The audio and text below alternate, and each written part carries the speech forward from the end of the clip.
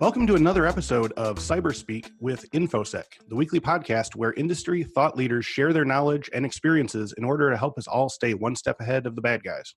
As part of Infosec's effort to close the skills gap and empower people through security education, I'm happy to announce that we're launching our annual scholarship program in April. Please visit infosecinstitute.com/scholarship for the full scholarship details. In line with that goal, over the next 4 weeks, we will be speaking with diverse and interesting women in the cybersecurity industry, including today's guest. Ruth Gomel-Kafri, the Director of Product Design at the security policy company Tufin, has a fascinating personal story, but there's also an interesting story to be told about Tufin. Out of Tufin's 449 employees, 121, or 27% of the workforce, is made up of women. Further, 37% of Tufin's research and development workforce is women, compared with Frost & Sullivan's report that women comprise 14% of the cybersecurity workforce in North America, 7% in Europe, and only 5% in the Middle East. Even in higher positions where the glass ceiling is less commonly broken, Tufin boasts 12 security female managers, 44% of the total management pool in the R&D department.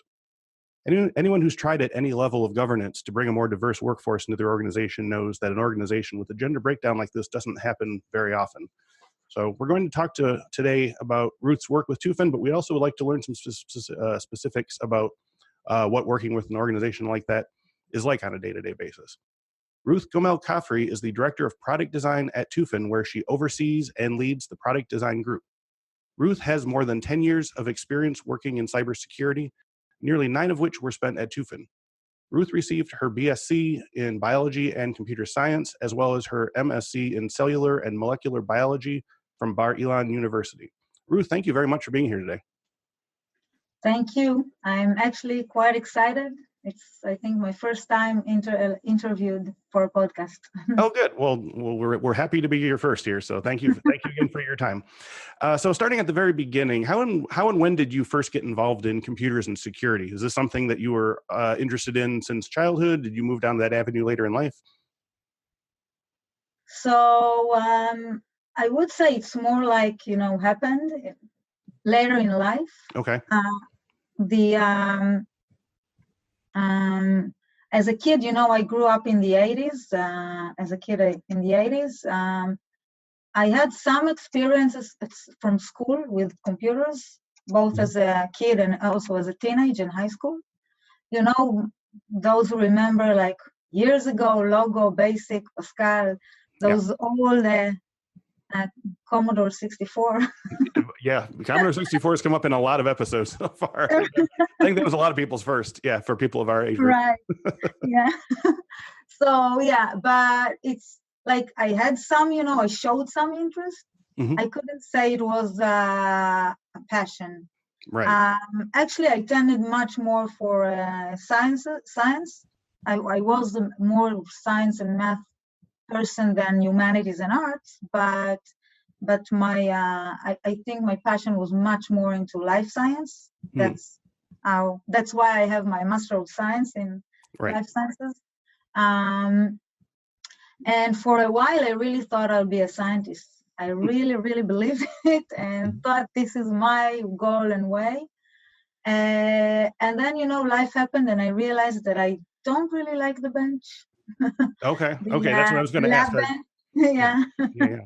Are those still parallel tracks? Are you still do you still sort of keep up with science and the things that are currently happening in the science realm, or have you moved completely over to sort of? I completely like at the first when I moved more than I think about 15 years ago. Okay. Like totally, because for a while I was indecisive and I was I completed as an undergraduate, I took a position as a QA engineer in startup, dealing with broadband services. That in 2000, that was the thing, broadband services.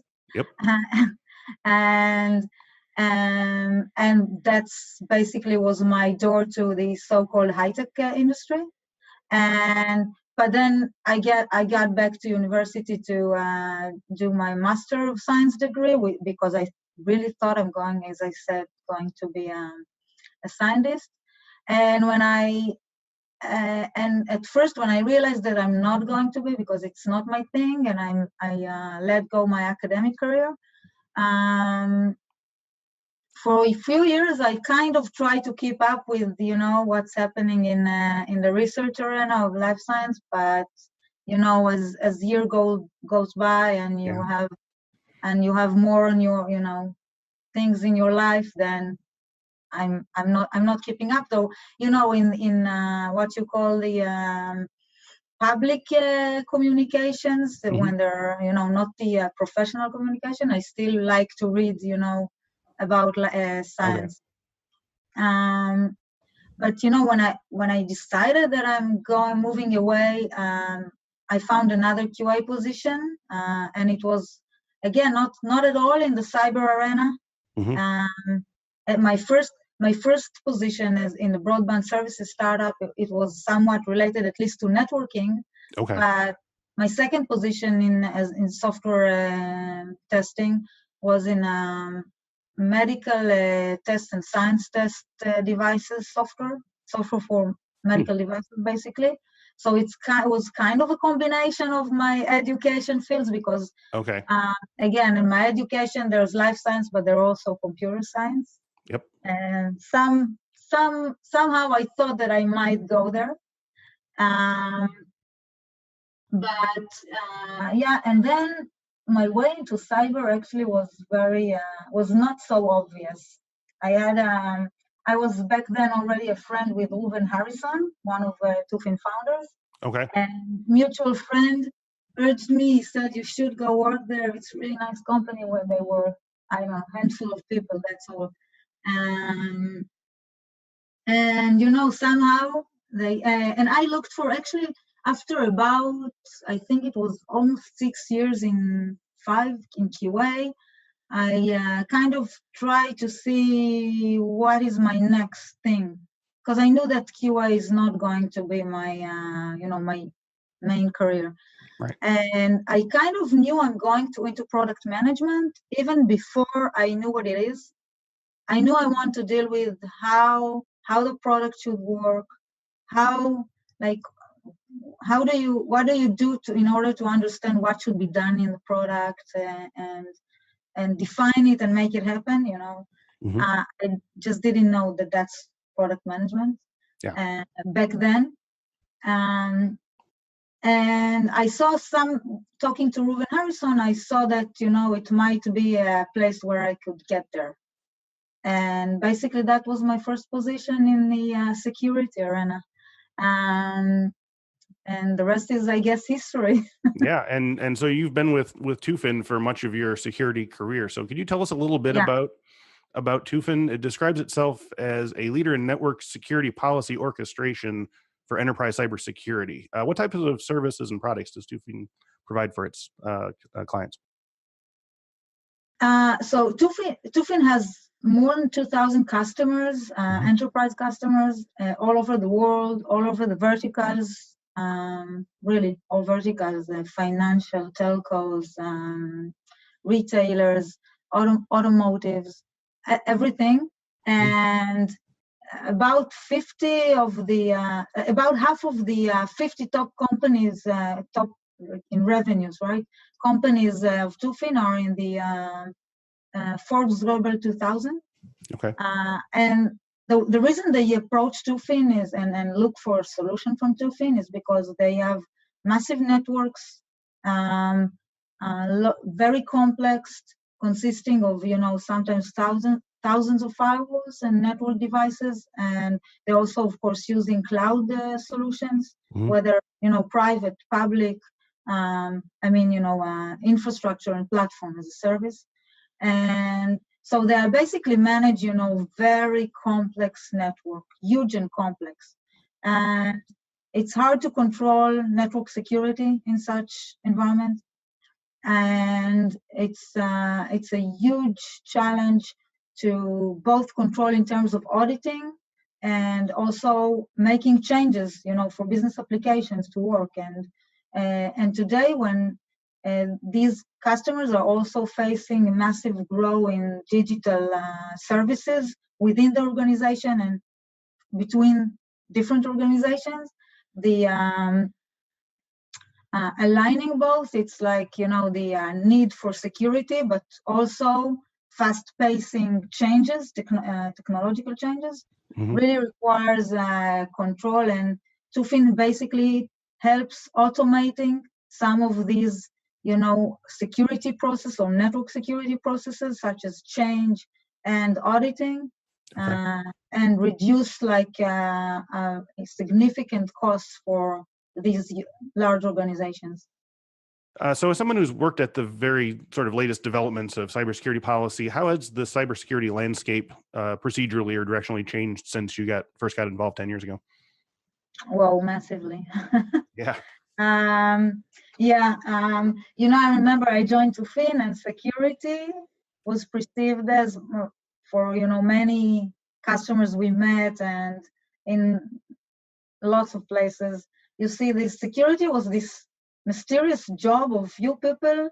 We Mhm. don't know what they exactly do. They use these weird tools, firewalls and all sorts of things that no one knows how to handle. Right.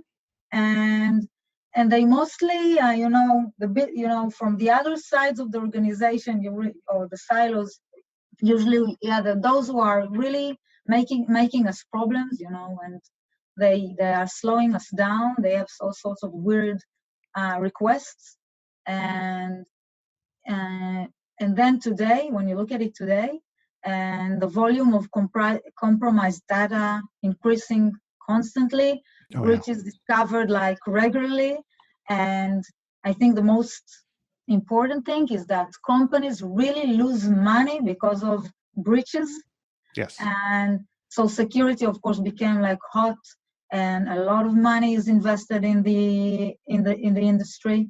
And again, it's all in parallel to a massive growth in digital services, which introduce, of course, more risk. Right. So it's really I think that's where Tufin is really was and still is an innovator, because Okay. they saw it coming, we saw it coming, and that's exactly what we deal with. In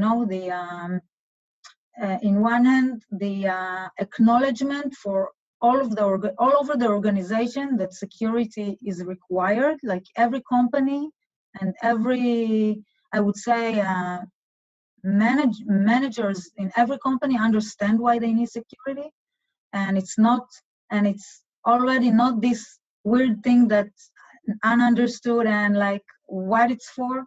It's well established, a well needed established need for a company. And but also the challenge is growing. So, and that's exactly where Tufin is valuable and investing. Yeah, it seems like 10 years ago people were, security seemed sort of extraneous because no one had really been hit by anything yet. And so once you start seeing these breaches and these attacks and this money loss, then the perception changed very, very quickly. Right, and even board level directors are basically exposed when Right. when a breach occurs. So it's for sure making it a very hot topic today. So changed dramatically. Sure. Yeah. So walk me through your everyday workday at Tufin. As director of product design, what are some job duties or tasks that you perform every day, and what are some of your favorite aspects of your job? First of all, as I said before, I knew that I want to design products even before I knew to name it. So I understood the requirements, how the product should work, what R&D should do to make it work. I knew that I want, that's what I want to do. Okay. And today I'm and basically I started it a bit, as you know, even when I was in still held QA positions in my previous companies. I always took assignments of defining parts of the product. And also as a project manager, one of my roles in Tufin was project manager in engineering. And I also, for some of the stuff I defined and helped to resolve the issues by defining better the product. but I realized that that's what I want to do. And today, as a product, as the director of product design, my group basically responsible for defining the product, how it behaves, how the users will use it, how the different parts of the product will work together. And we have few products. It's a suite of products, so they all should be coherent. And that's our main responsibility. And it means that we need to talk to a lot of customers and understand their challenges, and so we can provide the best solution.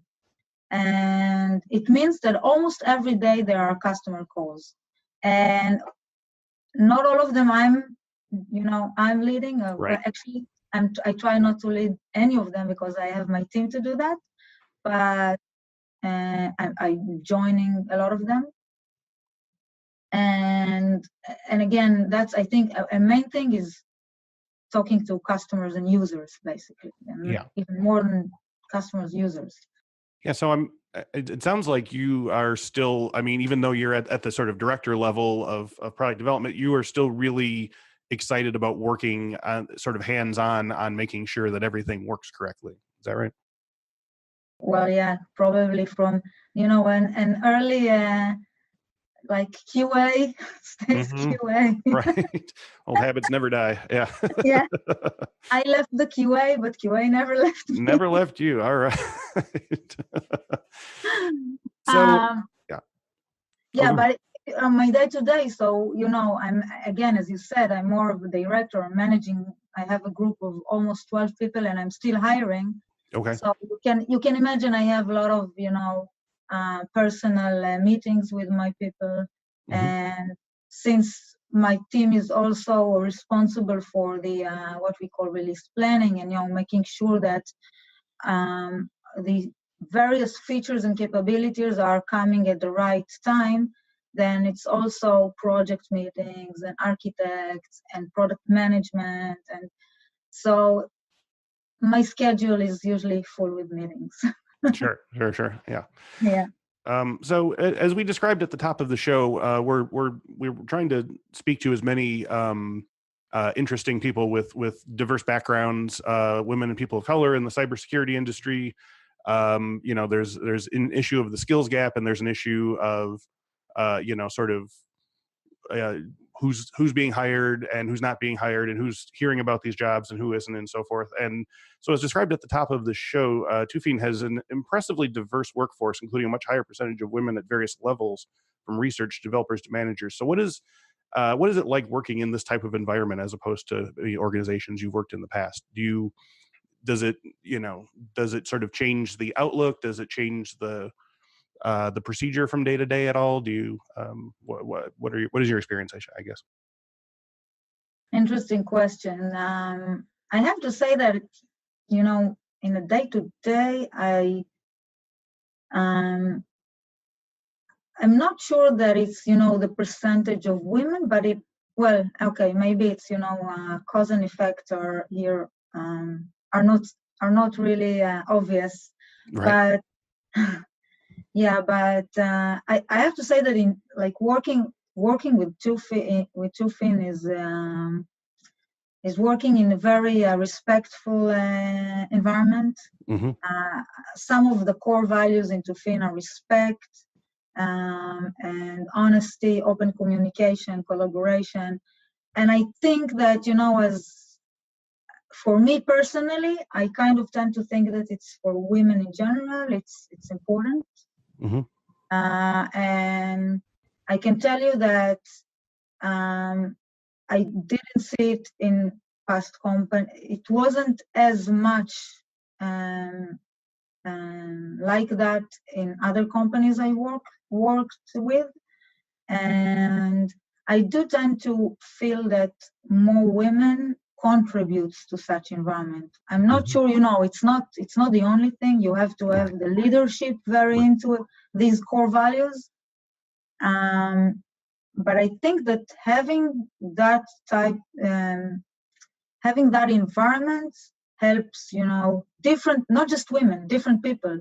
Yes. When the environment is open, then even if you do not look like your next desk neighbor, Right. or you still know that whatever you can talk freely, you can ask questions, you'll be treated fairly, and so I think and Tufin is really like a company like that, and I was for almost 3 years I was working for another company in 2016 until the end of 2018, and I came back. So it says it all, isn't it? It does. It does. So, I've heard tech leaders say things like, "Well, we'd like to have more women at our company, but none of them are answering our job applications, or we don't know where to look, or what have you." Is there sort of an art to crafting job listings or targeting them correctly to sort of bring more diverse candidates to the pool?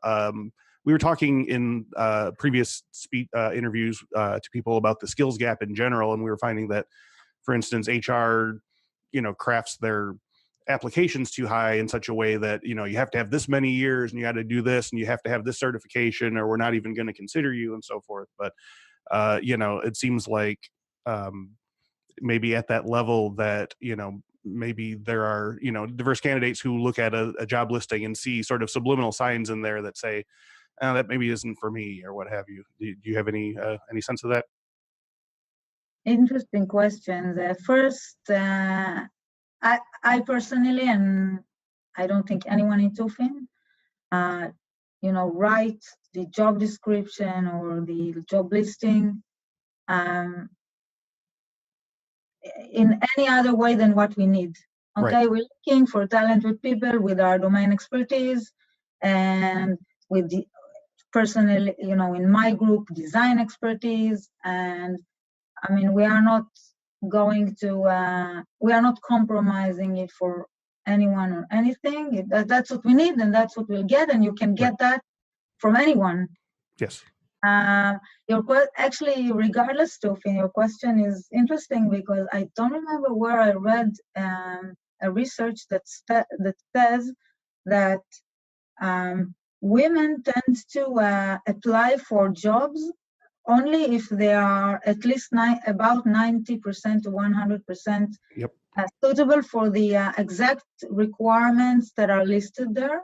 Right. While men will apply even if they meet only handful of the requirements. So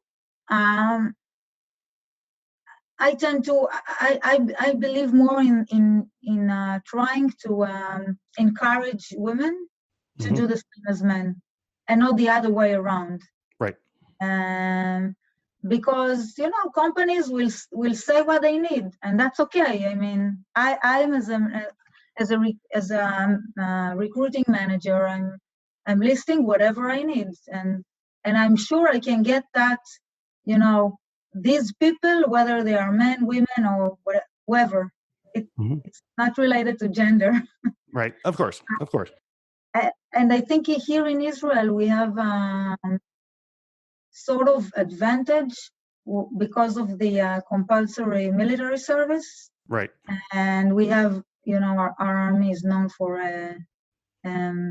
technology. We have lots of technology positions in the army, and they are open both to men and women equally. And so I think we get a lot of workforce, young women who are leaving the army with technological knowledge, and they are just joining the industry. So I think maybe that's also to some extent the reason we have quite. Yeah, that's huge. If you have, as you said, compulsory military service, and you have a military with a lot of technical background, and military service for both men and women, then you've already sort of like seeded the field with a great deal more people with technical acumen who then might want to move on to technical positions, in the private sector and so forth.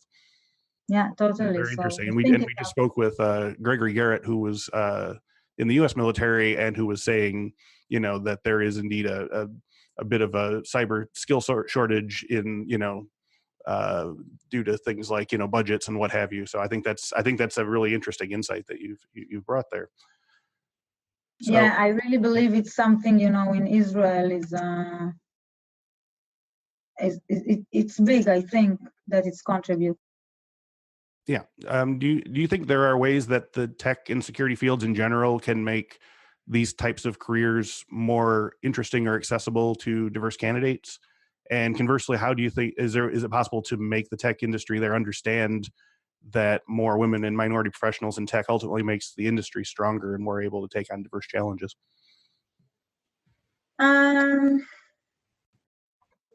I think I I believe in women will get women. Right. When you have start recruiting, recruit the first, the second, the third women, Mm-hmm. more women will follow. First, because the best recruiting channel is network. Yes. And when you have women in your company, so you have also women networks. By the way, we also have in the social media, we have a lot of women groups. Okay. Both women, we have women in tech, Israeli groups, women in tech, Mm-hmm. product queens, UX, and all of the HR, everything. We have groups, and not just one of each, many. And we have meetups for women in tech, and we have events, hackathons for women. Mm-hmm. And we use all of that to recruit and to send, open position that we have, and talk to get women to know about us. So presence in those places it's really good. Yeah. But again, I think mostly it's having women on the workforce. Yes. Because then other will follow, Right. By the way, it's funny to say minorities, women are not minorities, but you know what I mean. Yes, I do. Diversity. Yes, right. So what are some tips you would give to women entering the world of security? What are some of the common pitfalls that you've learned to sidestep over the years, or that you would warn against? Well, the first one, actually, we've just talked about it. Okay. Is that don't try to perfectly fit into the job description. Yes. Be more, I would say, don't afraid to make the leap for your next job. That's for sure. Okay. That's the number one, I would say. I think that it also, don't afraid to ask questions. Don't afraid to be perceived as, I don't know, less known. Come to discussions with data, which that's what usually tech people are expecting, but but also mind your gut feelings, because even though sometimes feelings are perceived as a less valuable tool for decision making, it's not correct at all. I had a manager that told me, I once came to my manager and told him, look, I know that this project is not converging. I know that, but I don't have the data to tell you I don't have the data. I just know that. Yeah. And he said, okay, I trust you because you know, and you know best. Now I'll help you to get the data. So I think it's a good lesson. Don't be afraid to share what you feel, even if it's not totally based on data, and ask for help when you need it. And it's okay, I mean. And also nurture open communication, lead by example, open communication, collaboration, inclusive communication. I think that's things that really makes it easier for women. And so we women should act like that. Awesome. So as we wrap up today, where do you see security policy and practices going in 2019 and in years to come? Like, what are some innovations and ideas that you're looking forward to seeing, and what are some major challenges to be addressed? I think, as I said before, main growing challenge in security is the massive growth in digital services and various platforms, like you have cloud and SDN, and it's all very elastic, so it's changing a lot, meaning it's changing a lot, and changes usually are hard for security. Mm-hmm. And I think anything that will, and also changing roles, because if sometimes it was very siloed and only security people handle security, Right. Today many different, I would say, stakeholders in organization can create infrastructure and without even minding that they are harming security in any ways. Right. So I think that, innovation in our field will be in how to get a control without interfering the pace of change, because change will get faster and faster and it won't stop. So, and I'm happy to be with Tufin because I know that's exactly what we do, and we provide and will provide innovative solution around exactly this challenge. If our listeners want to learn more about Tufin, where can they go? www.tufin.com. Tufin.com. Sorry? Tufin, yeah. Tufin.com. And you were mentioning a couple of like Facebook groups. Are those just for your company, or can you recommend any of those sort of like women in, product and security groups and stuff like that? Or So I know a lot of Facebook groups, but I know mostly the Israeli Right. Facebook groups. Right. So yeah, we have many product queens. Okay. Called Women in Tech. Actually, I think Women in Tech you have also in the US, I think. Okay. It's also an Israeli group, and UX, UI, I think it's called We UX or something like that. I don't remember. Awesome. But really, we have a lot. It's like a lot.